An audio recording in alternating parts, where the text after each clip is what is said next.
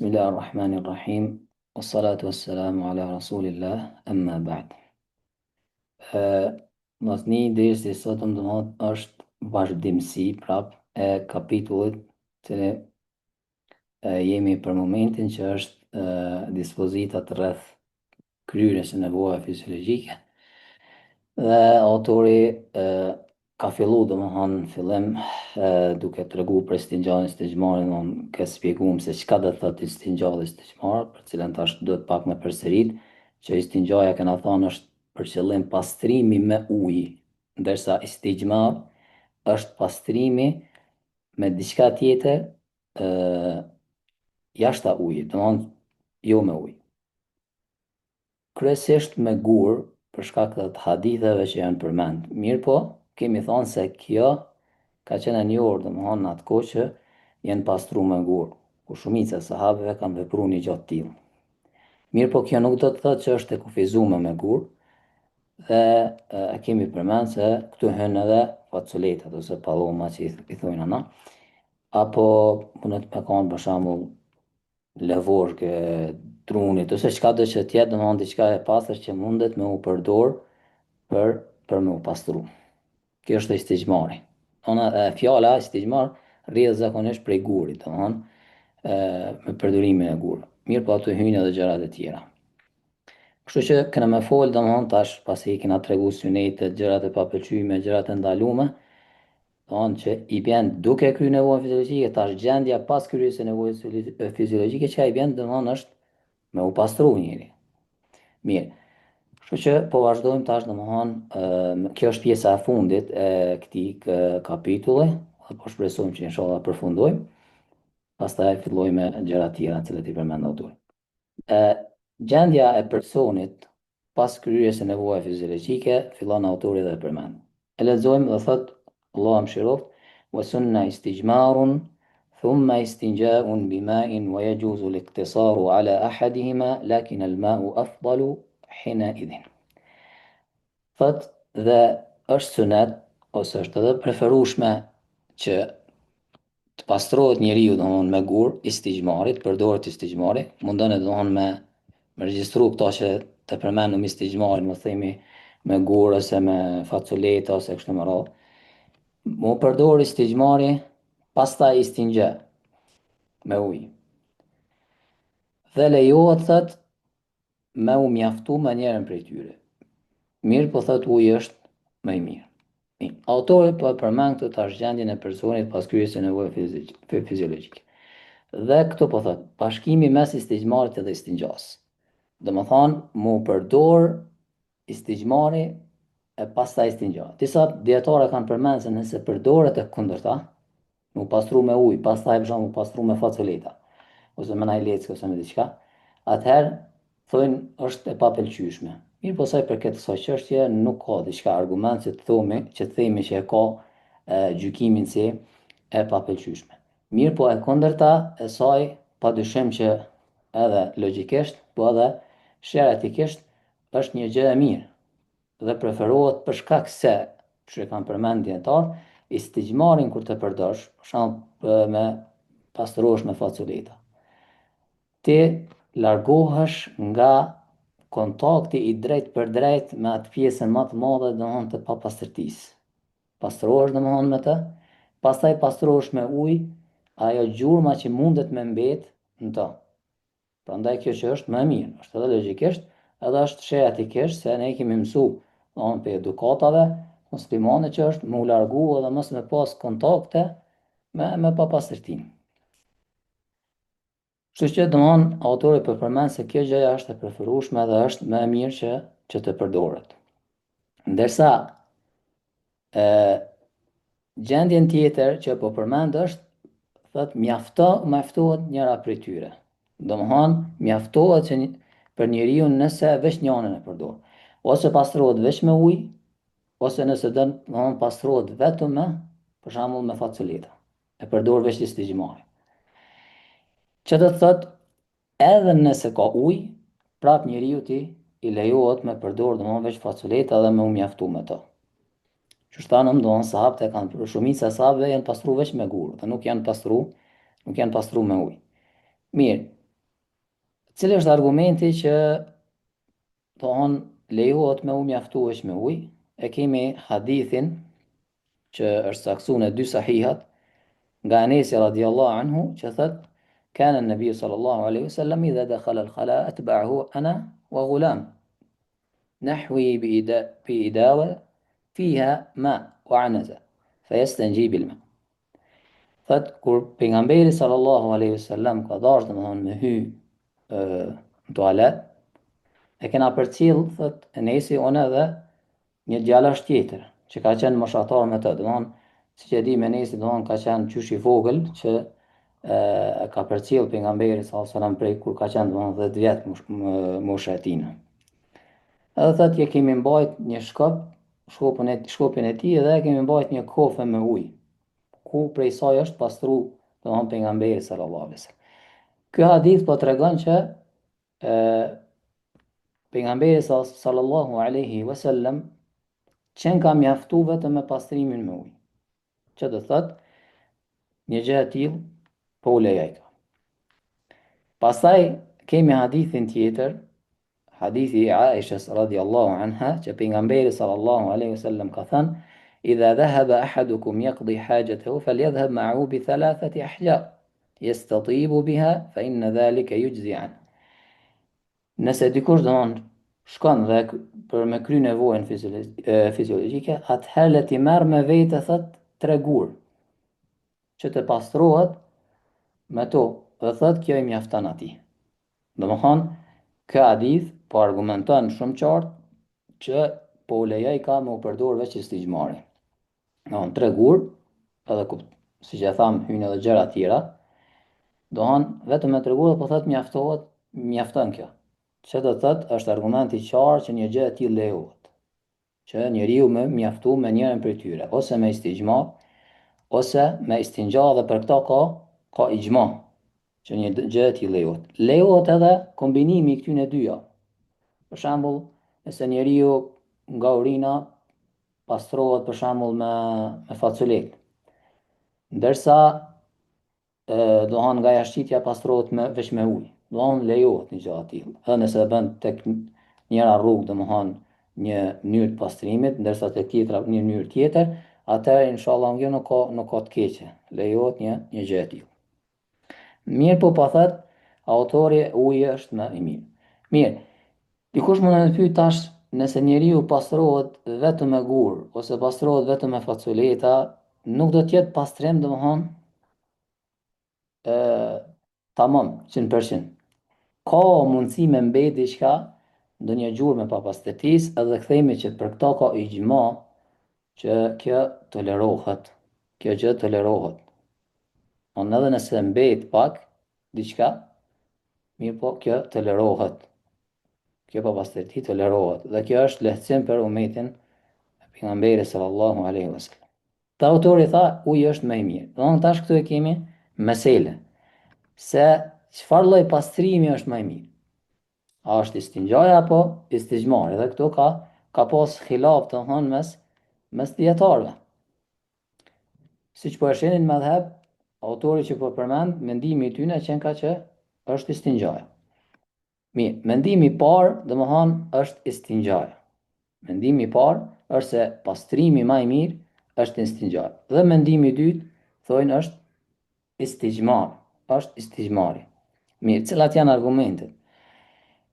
Se i përket mendimit të parë se istinxhaja është më e mirë, thonë kemi argumente të shumta. Mas pari, uji konsiderohet se është zhdukësi pa pastërtisë, që çfarë do thotë e largon edhe pjesën më të madhe pa pastërtisë, mirë po e largon edhe gjurmët e pa pastërtisë. E kthen vendin ku pastrohet ashtu siç ka qenë. Ndërsa thotë pastrimi me gjëra tjera, për shembull me gur ose me faculeta, istixmari është më shumë mundet me uqujt, e lehtëson ose pa pastërtin, e jek një pjesën më të madhe të pa pastërtisë, mirë po lën gjurmë, mundet me lënë diçka prej pa pastërtisë. Andaj kur shikohet nga ky kënd, atëherë padyshim që themi që uji është më i mirë. Ndërsa se përket haditheve dhe ajeteve, tregojnë po ashtu në këtë drejtim që uji është për këtë gjë. Për shembull është hadithin cilën e kemi përmend më herët ku pejgamberi don ai beduini i cili ka urinu në xhami. Dhe çka ka vepruar pejgamberi sallallahu alaihi wasallam, ka urdhëruar domon sahabë që me ardhë me një kofë ujë që me pastru ato. Domon pejgamberi sallallahu alaihi wasallam e ka përdor ujin, me pastru pa pastërtim. Pastaj don e dim që nëse diçka bjen për shembull në rroba, për shembull ose që është përmend gjaku i menstruacionit domon që të pastrohet me ujë ose spermën që pastrohet me ujë. Do thonë, kemi argumente që tregojnë që në rastet e tilla është përdorur edhe ujë. Pastaj edhe kemi hadithin që e përmendëm ku pejgamberi sallallahu alajhi wasallam është pastruar me ujë dhe është mjaftuar me të. Do thonë e ka përdorur një gjë të tillë. Ndërsa argumentet e mendimit dytë që thonë istixmari është thonë mas pari thonë se shumica e sahabëve kanë vepruar një gjë të tillë. Domthonë një pjesë e madhe ose shumica e sahabëve janë pastruar vetëm me istixmar dhe nuk e kanë përdorur ujin. Andaj këto marrin argument se kjo ka qenë e njohur tek sahabët, andaj kjo tregon që kjo gjë është më e mirë.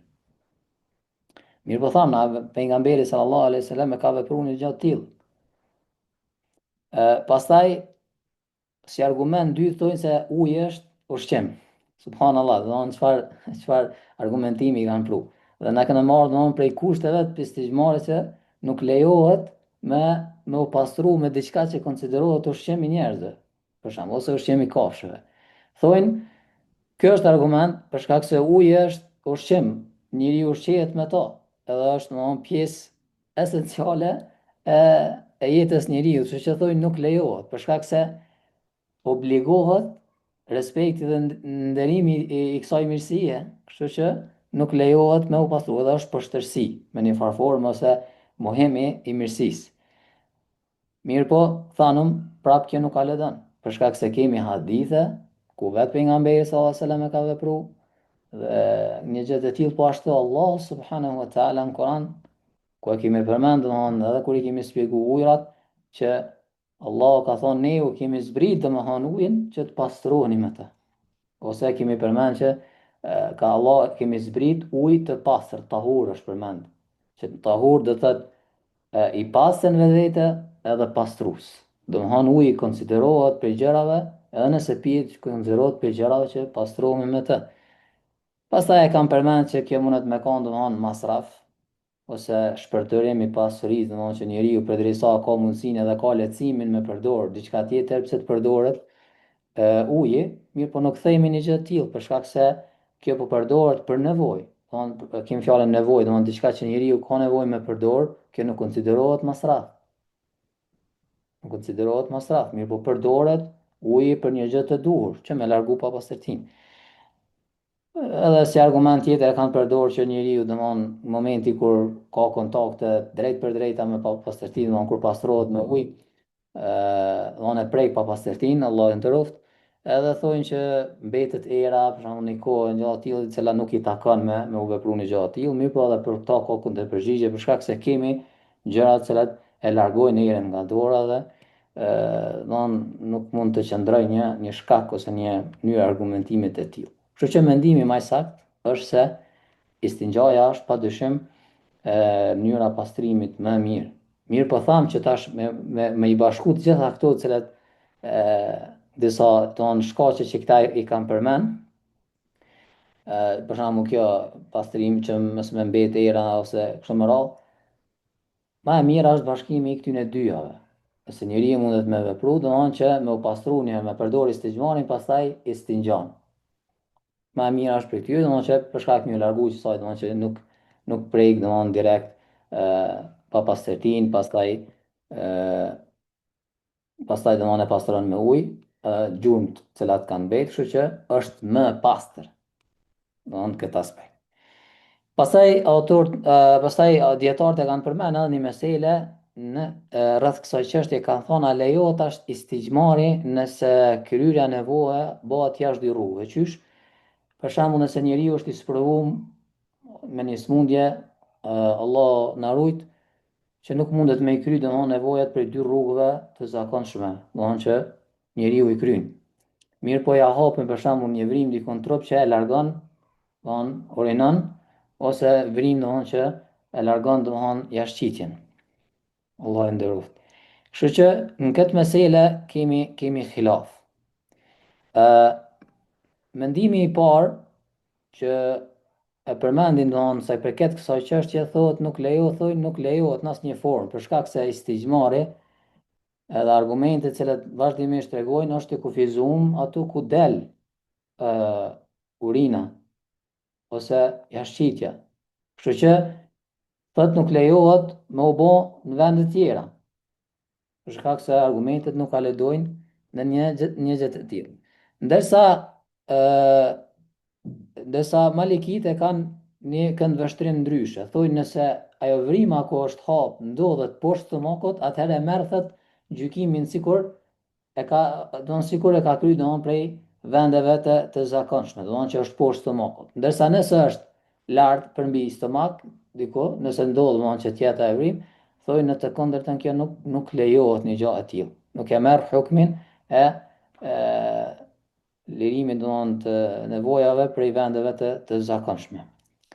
Allah alem, cili mendim mund të më kon më i saktë, mirë, po ndoshta më e mirë domthon që të largohet prej khilafit është që ai vendi ku del për shembull për asaj vrime që nëse ka nevojë më pastru, më e mirë është më pastru me ujë. Më e mirë është më pastru me ujë. Pastaj autori po vazhdon edhe po na i përmend kushtet për istixmar, domthon përdorimi i diçkaje që jashtë jo ujit, po diçka tjetër e cila përdoret për më pastru çka do të më plotsu, cilat janë ato gjëra të cilat përdoren, dhe cilat kushtet do të më plotsu që ajo më kon e saktë. Autori vazhdon dhe thot wala yasihhu istijmarun illa bi tahirin mubah. Thot nuk lejohet ose nuk saksohet istixmari përveç bi tahirin mubahin. Pastaj thot yabisin munkin. Mirë. Dhe të jetë e pastër, përveç se nëse është i pastër, që është e lejuar që të jetë e thatë ose e ngurtë dhe të jetë pastruese. Domthonë është gjë e cila konsiderohet pastruese, jo që nuk e largon pa pastërtinë si duhet. Mirë, tash folëm për të cilën veç me lenin Allah. Domthonë po thot illa bi tahirin. Kjo është një gjë e tillë, një gjë e cila po kuptohet. Domthonë që të jetë e pastër. Që nën kupton të mos jetë ajo gjëja e papastër, ose mundet me konë e pastër kështu në esencë, mirë po nëse ka ro pa pastërtinë të, atëherë nuk lejohet me u pastru me të. Se çysh mendohet një gjë e papastër me pastru pa pastërtinë. Edhe për këto domthonë e kemi argumenti ku pejgamberi sallallahu alaihi wasallam nuk e lejon me u pastru domthonë me bajgën e lopës, domthonë bajgën e kafshës. Edhe pse domthonë e dina domthonë ai kur thahet bëhet si lloj druni, edhe mundet me shku me dikujt për shembull me përdor për shkak se nuk është e lëngshme, për shembull nuk mundet me liru diçka pa pastërti ose çfarë po di. Mirë po prapë se pra pejgamberi sallallahu alajhi wasallam në gjë të tilla ka ndaluar për shkak se në esencë ajo është e papastër. Andaj kjo është një prej kushteve, që të jetë e pastër. Pastaj autori thotë të jetë e lejuar. Ky është kushti tjetër, që të jetë e lejuar. Qysh e lejuar, domthonë që të mos jetë haram ajo gjëja që cilën e përdor. Kemi për shembull faculetat, nëse dikun e ka marr pa hak ose ja ka vjedh, domthonë janë të vjedhta, edhe ti pastruosh me të, atëherë thonë nuk lejohet. Nuk lejohet. Pastaj këtu vjen tash khilafi. Vjen khilafi. Nëse çka gjëja haram përdoret për me u pastru, a pranohet pastrimi, as pranohet pastrimi. Këto e kemi tash, këtë mesele e kemi shmonë që përsëritet në disa prej kushteve. Nëse ju kujtohet kur e kemi mësu ujin, kemi thonë që të ujra, domthonë kemi thonë që medhhebi Hambeli ka thonë nuk lejohet, nëse pastrohet, nëse merr abdes me ujë, nuk pranohet abdesi. Thonë nuk pranohet abdesi për shkak se ka përdorur një gjë haram, edhe ka thonë pejgamberi sallallahu alajhi wasallam që nëse veprohet një gjë e cila nuk është prej nesh, atëherë është e refuzuar. Kështu që edhe abdesi është i refuzuar. Njëjtën gjë thonë këtu, se kjo është parimi me dhëbit. Edhe po ashtu edhe me dhëbi i shafive, njëjtën gjë thonë. Domthon, ky është mendimi i parë që thonë pastrimi nuk pranohet. Edhe nëse ti për shembull e pastru me faculeta, kështu në esencë ajo konsiderohet pastrim edhe pranohet, mirë por për shkak se ka qenë ajo që e ke përdor e ndaluar apo haram, thonë pastrimi nuk pranohet asesi. Domthon nëse njeriu tash merr abdes dhe falet, nuk pranohet as abdesi, as namazi, për shkak se konsiderohesh i papastër, edhe pse në esencë jeti i pastër. Për shembull tash thonë, nëse tash e ke përdorur istixmarin me diçka të papastër, qysh me përmisu këta, thonë, me u pastru tash me faculet të pastër, ose të lejume, falni, thonë jo s'bën, do të me ujë tash. Pse se thonë, për shembull, është ajo mundësia që ka mbet diçka, një gjurmë, kështu që pastrohet me ta që me e largu, domthonjë sikur e ke largu pa pastërtinë tash në mënyrën të saktë, në një formë të saktë dhe të lejume. Se mu pastru thonë tash me faculet, nuk ka kurfar kuptimi se nuk largohet asnjë gjurmë e papastërtisë. Ndërsa mendimi i dytë është se pastrimi pranohet, mirë po personi bën gjuna. Që kemi thonë edhe ta e meselja e ujit. Pastrimi pranohet, kjo është mendimi i hanefive edhe malikive.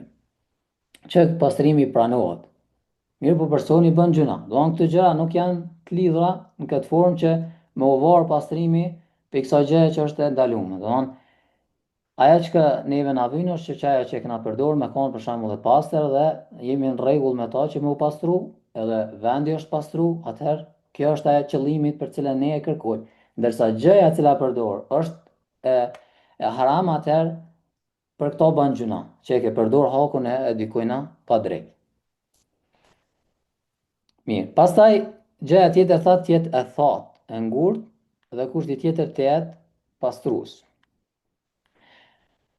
Këta domthon e përmendin edhe këtë kusht që nëse një gjë është e kundërta e asaj, për shembull e lëngshme, ose nuk është e ngurtë, ose më e vrasht, thonë nuk arrihet qëllimi i pastrimit, sepse nuk pastrohet tamam si duhet vendi. Nëse është gjë si për shembull guri nëse është si i lakt, atëherë thonë nuk arrihet mu pastru si duhet, nuk e ngrej papastërtinë si duhet. Apo nëse është e butë për shembull, nuk është e ngurtë, është e butë, ka mundësi mos me u pastru, thonë tamam si duhet, andaj prej kushteve thonë që është jetë e thatë apo e ngurtë. Pastaj thonë të jetë pastruese, çysh, domthonjë që ajo gjëja mu konsideru që pastrohet, domthonjë tamam, domthonjë që lidhet me këtë çështjen paraprake. Për shembull thonë me xham, a lejohet mu pastru me xham? Cup xhamit edhe pastrohesh me to, ose mermer për shembull që është e lëmueshme. A lejohet me një gjë që është e lëmueshme? Ta thonë jo, për shkak se që gjë e lëmueshme i vjen që nuk e pastron tamam si duhet vendin ku është pa pastërtia. Bile thot ndoshta mundet veç me shpërnda, edhe nuk e kap si duhet. Allahu nderoft. Kështu që thoj nuk arrihet qëllimi i kësaj. Mirë po, në këtë mesele themi që nëse arrin me pastru, atëherë themi që bën. Nëse arrin me pastru, atëherë është arrit qëllimi.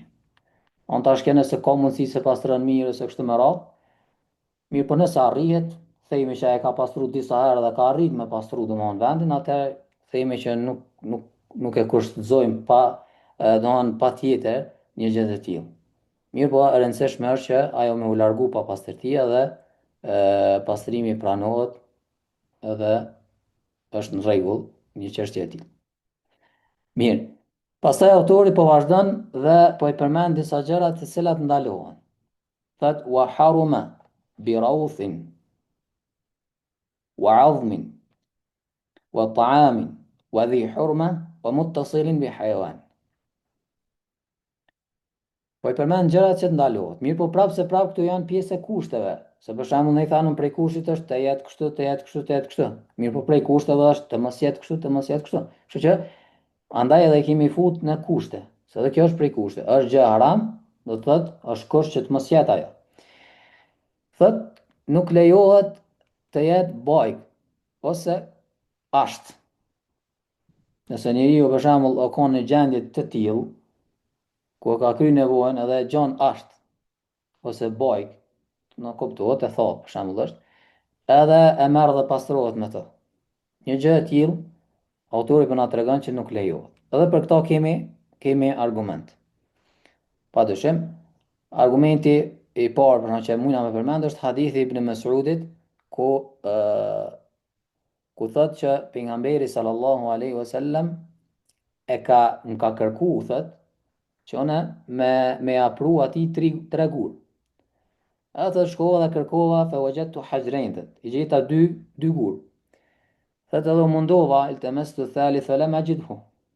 Dhe u mundova që ta gjej të tretin mirë po nuk e gjeta. Dhe thot e morra fa akhadhtu rawthatan fa ataitu biha. Dhe e morra thot një bajk. Edhe shkova domthonë te pejgamberi sallallahu alaihi wasallam atë.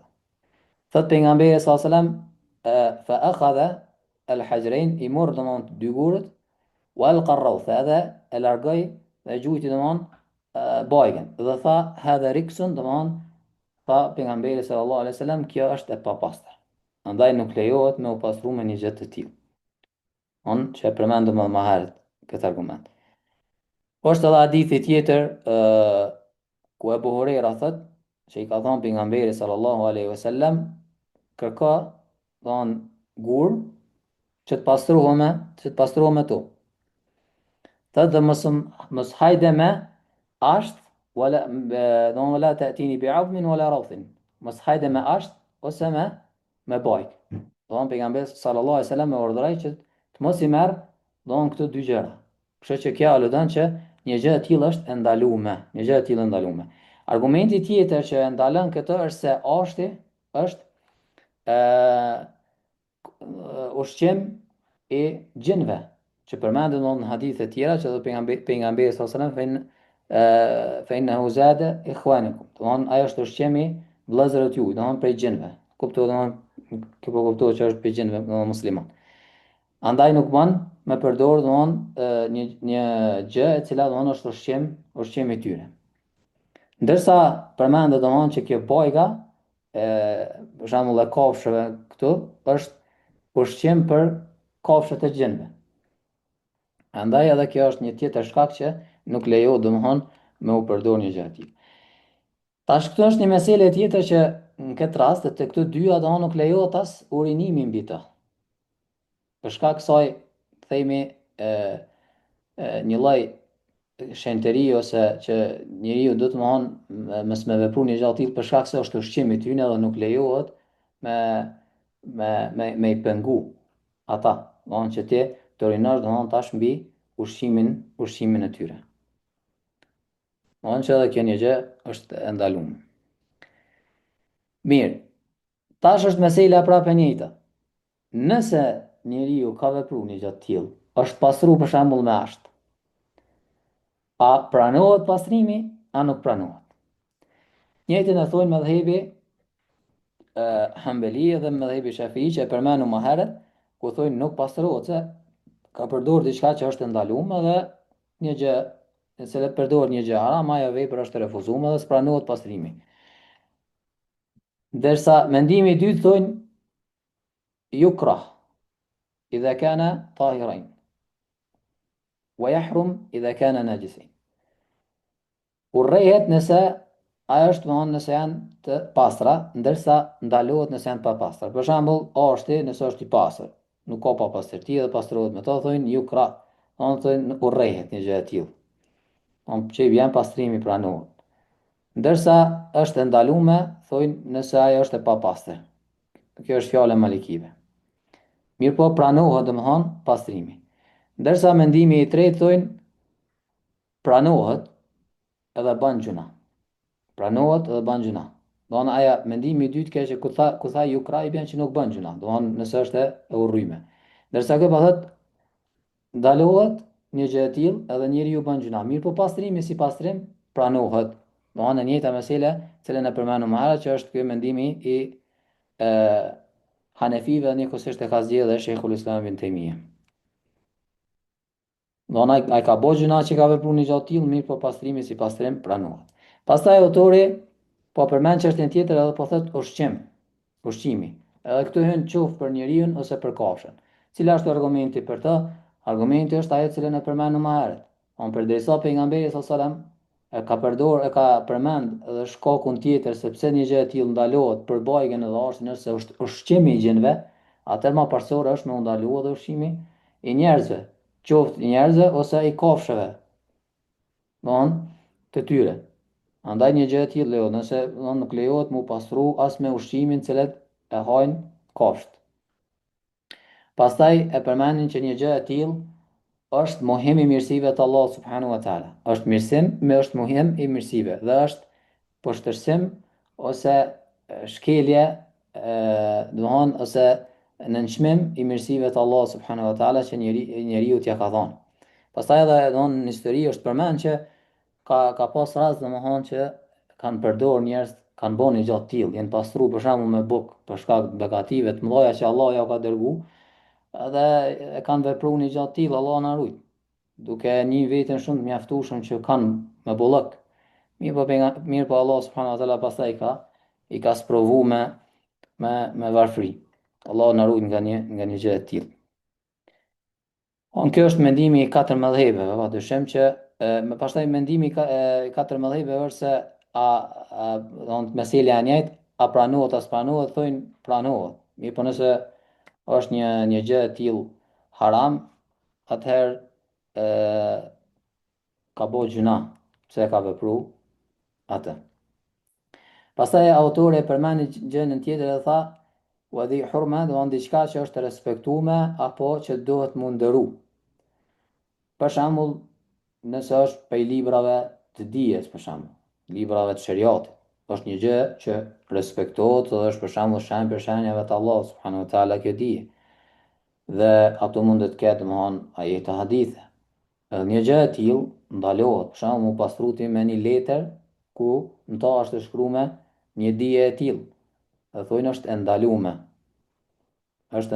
Pastaj kjo mesela e njëjtë që thash përsëritet, a pranohet as pranohet nëse ai e ka bënë gjatë tillë, prap jemi te ai mendimi që pastrimi si pastrim nëse është bë, është largu pa pastërtia, atëherë pranohet, mirë po ka bë gjuna. Dhe muttasilin bi hajawanin që e përmendi autori, që është tjetër është një gjë që është e lidhur me trupin e kafshës. Nëse njeriu për shembull ka një kafshë, për shembull, kam përmend nëse pastrohet me beshti për shembull, ose e merr me leshin e asaj kafshë edhe pastrohet me ta, dhe kjo një gjë është e tillë e ndalueshme, dhe argument për ta është që përderisa ndalohet me ushqimin e saj, më parsor është që mu ndalu me pjesët e saj. Andaj një gjë e tillë nuk ndalohet, dhe pastaj prap meselja e njëjtë, sa pranohet pastrimi as pranohet, siç e cekum më herët. Pastaj autori po vazhdon dhe përmend çështjen tjetër, thotë wa shurita lahu, po ashtu kushtzohet adamu ta'addi kharijin mawdi' al-'ada. Thotë që papastërtia të mos e kaloj vendin e zakonshëm. Domthon, momenti kur njeriu e kryen nevojën e tij, për shembull jashqitjen, Allahu e nderoft, të mos e kaloj vendin ku del jashqitja. Domthon, nëse ajo shpërndahet, atëherë thoi nuk lejohet mu përdori stigmari. Nëse e ka kalu ma shumë se sa vendin ku del, është shpërnda pa pastërtia, atëherë thoi nuk lejohet mu përdori stigmari. Nuk lejohet mu përdori stigmari. Dhe kjo është mendimi i parë. Edhe është mendimi i gjumhurit. Nëse ka kalu pa pastërtia prej vendit të zakonshëm të dalës, për shkak se thojnë kufizohet me këtë gjë. Ndërsa mendimi i dytë thojnë lejohet, sepse qëllimi i krejt kësaj është largimi pa pastërtisë, edhe nëse kjo arrihet, atëherë konsiderohet e vlefshme. Edhe këtë mendim e ka zgjedhë dhe Sheikhul Islam Ibn Taymija. Kështu që inshallah më afër të vërtetës është kjo. Domthon nëse pa marrë parasysh se a ka kalu a nuk i ka kalu, vend nëse është prandaj më shumë pa pastërtia, atë prapë thonë lejohet inshallah mu pastru me faculeta, nëse ai e ka largu pa pastërtinë. Atë kjo është ajo e cila neve na intereson, ajo e cila kërkohet. Andaj një gjë e tillë inshallah lejohet. Pastaj autori po përmend kushtin e fundit dhe po thot wa thalathu masahatin munqiya fa akthar, që duhet të bëhet 3 herë fshirja ose më shumë. Ky është mendimi i parë, që kjo kushtëzohet, që nuk lejohet, domthonë pavarësisht a është ai me gur apo me gjëra tjera, duhet patjetër thojnë me kanë 3 fshirje ose 3 gur. Po ma mire përdorim 3 fshirje për shkak se është një gjë e cila tolerohet, për shembull nëse guri është i madh edhe i ka 3 konde, atëherë thonë lejohet me u pastru vetëm me një gur. Mirë, po ato janë 3 fshirje. Kuptohet që pastaj mos me pas pa pastërtia me kalun këtë kondin tjetër që me të prej kapet. Atëherë thonë lejohet. Don e rëndësishme thonë është me kanë 3 fshirje, edhe për këto kanë argumentuar që zakonisht është ardhur për hadithe një gjë tillë. Për shembull, hadithin e Ebu Hurajres që pejgamberi sa ka urdhëruar domthonë ka kërkuar që me u pastru se ku ka kërkuar domthonë prej Abdullah ibn Mesudit që me i marr 3 gur. Është përmendur në për hadithe 3 gur.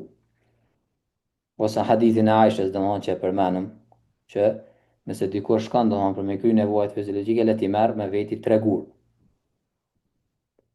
Ose është hadithi i Selmanit domthonë që në hadith përmendet au domthonë që pejgamberi sa më ka ndalu me në stengji bi aqal min thalathati ahjar, që me u pastru ma pak se me 3 gur.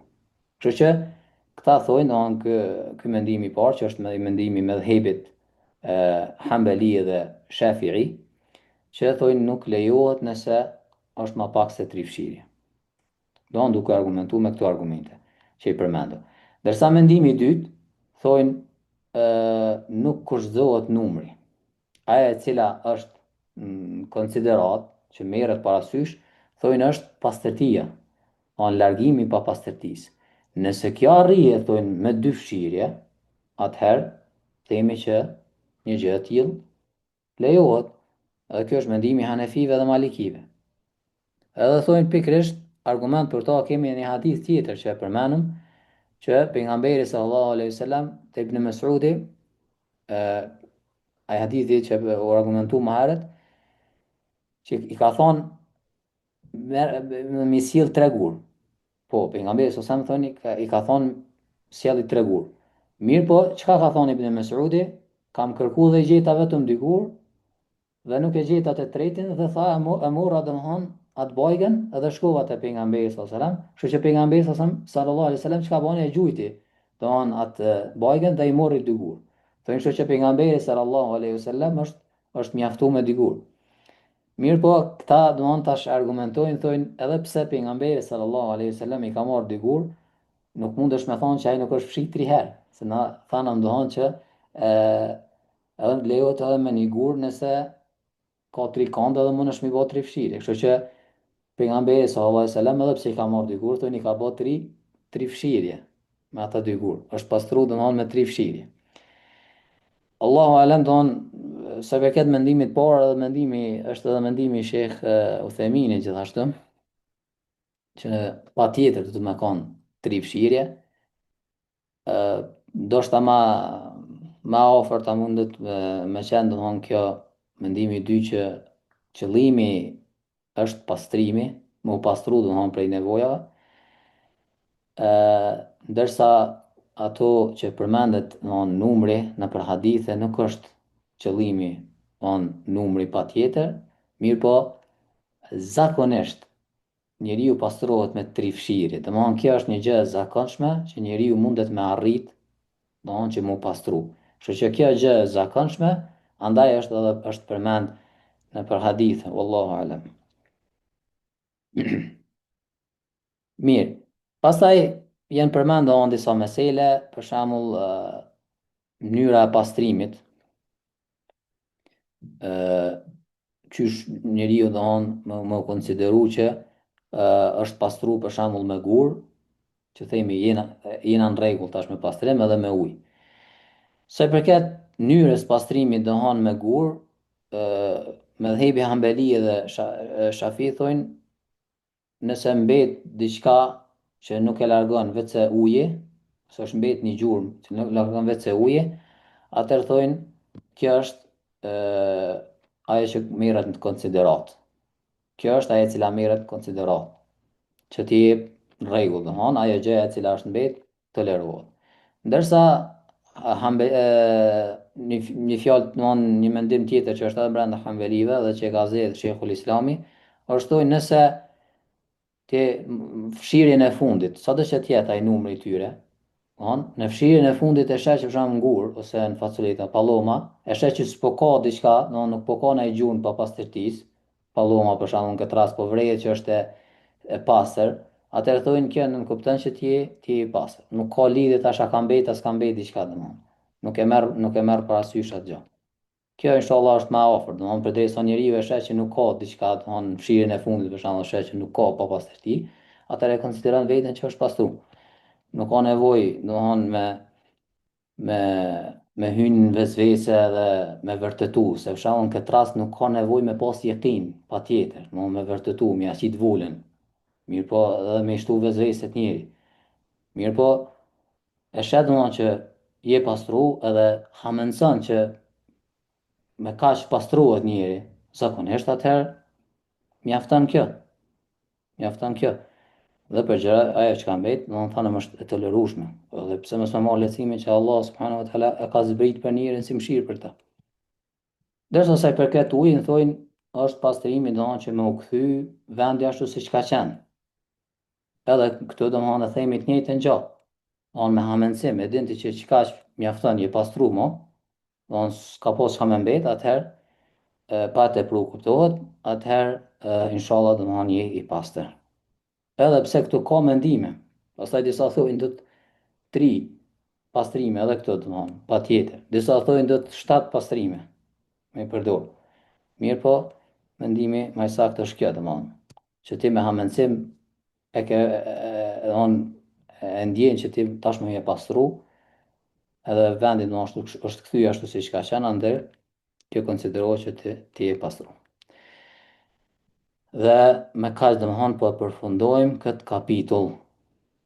Alhamdulillah, rreth dispozitave të kryerjes së nevojave fiziologjike dhe pastrimit nga to. Pastaj autori vazhdon edhe i përmend çështjet tjera që kanë të bëjnë për shembull me misfakun, parfumosjen ose largimin e çimeve të trupit, disa gjëra të cilat inshallah do i flasemi në derset e ardhshme me lejen e Allahut. Wa akhiru da'wana anil hamdulillahi rabbil alamin.